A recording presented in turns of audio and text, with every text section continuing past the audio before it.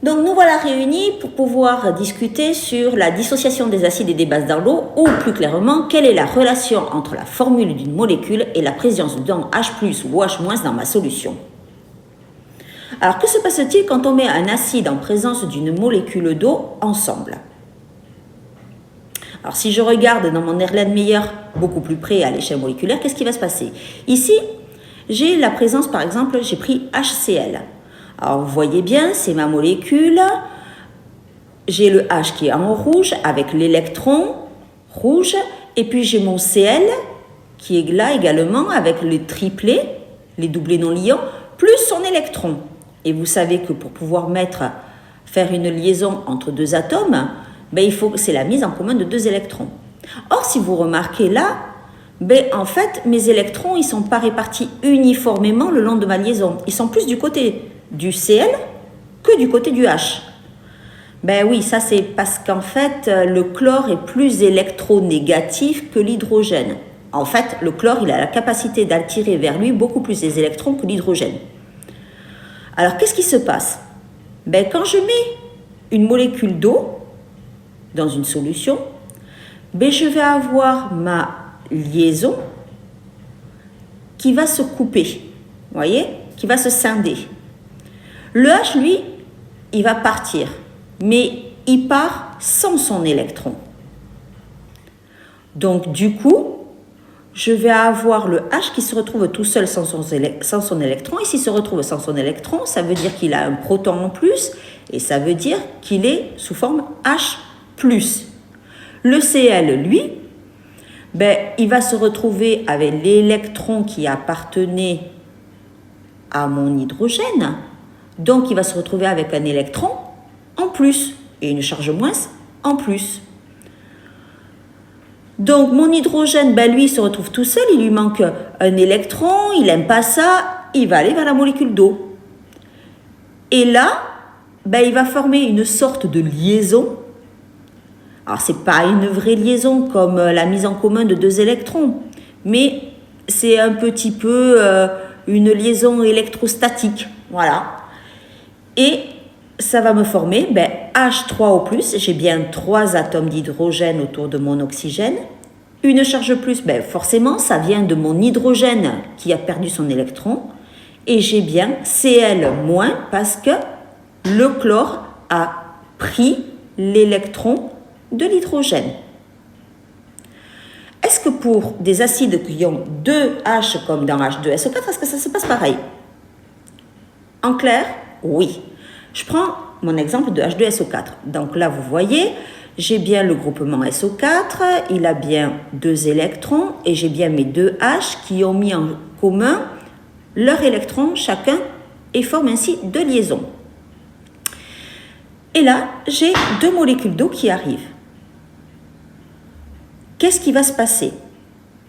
En fait, je vais avoir la coupure de mes liaisons, sauf que je vais avoir les électrons qui appartenaient aux 2 hydrogènes qui vont être gardés par le groupement SO4. Donc, le groupement SO4, il se retrouve avec 2 électrons en plus, donc 2 charges moins. Et mes 2 hydrogènes, il faut qu'ils se retrouvent stabilisés. Donc, chacun va aller voir une molécule d'eau et former ses semi-liaisons. Donc, du coup, je vais avoir après mon SO4 2-, qui a donc les 2 charges moins, et 2 H3O+. Est-ce que c'est pour la même chose pour les acides faibles? En fait, ceux qui finissent par COH. Donc là, je prends comme exemple mon acide éthanoïque, CH3COH, et je le mets en présence d'eau. Donc, je vais regarder ce que ça donne au niveau moléculaire. Donc, j'ai bien mon CH3COH. Et là, en fait, la seule chose qui va m'intéresser dans cette molécule, c'est le dernier H du groupement COOH. Vous voyez, c'est celui que je vous ai mis en rouge. Parce qu'en fait, ça va se passer pareil. Quand je vais avoir la présence d'une molécule d'eau, en fait, il va y avoir coupure de ma liaison. Et donc, mon hydrogène de mon groupement COH va perdre son électron. Donc, s'il perd son électron, il faut bien qu'il aille se stabiliser avec quelque chose. donc avec la molécule d'eau, et je vais avoir la présence de CH3CO-. Le moins vient de l'électron de l'hydrogène et la présence d'H3O+. Et là, en fait, il ne faut pas oublier, ce sont des acides faibles. Donc en fait, ces acides faibles ont la capacité de pouvoir revenir en arrière, c'est-à-dire que l'hydrogène qui était pris par le groupement H3O+, va être rendu au CH3CO- pour redonner donc une molécule d'eau et du CH3COOH.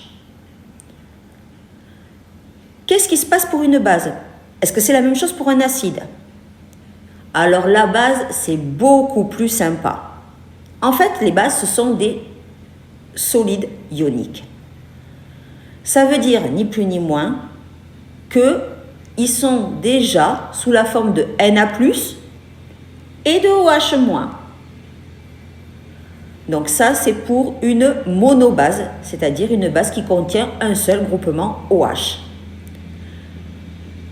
Si j'ai une dibase, c'est-à-dire que si j'ai une molécule avec deux groupements OH, en fait, ça va être la même chose. Vous voyez bien, là, j'ai mon calcium qui forme deux liaisons avec deux groupements OH. En fait, ça va me donner du Ca2+, parce qu'en fait, les groupements OH auront gardé chacun un électron du calcium. Donc, j'espère que j'ai été assez claire pour ce cours. Et puis, c'est parti pour l'application que vous allez avoir dans votre document.